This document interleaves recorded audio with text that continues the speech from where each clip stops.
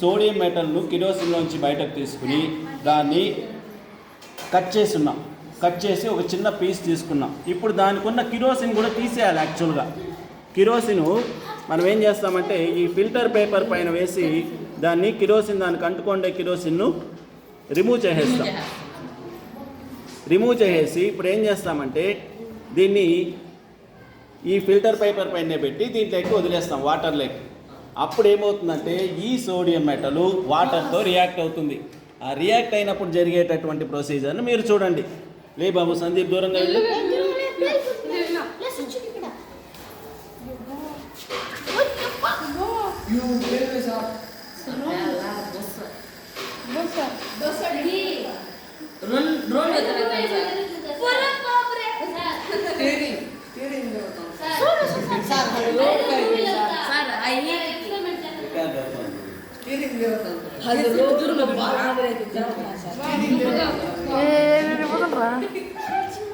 ఏం కాదు వదలరా.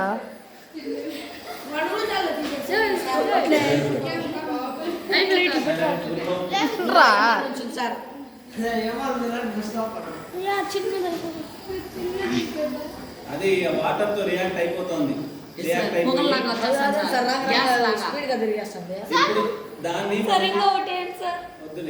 ఇప్పుడు మనం దానికి కనుక లిట్మస్ టెస్ట్ చేస్తే మనం సోడియం అనే మెటల్ వేసినాం, అది ఆ వాటర్ తో రియాక్ట్ అయ్యి బేస్ ను ఫామ్ చేసింది.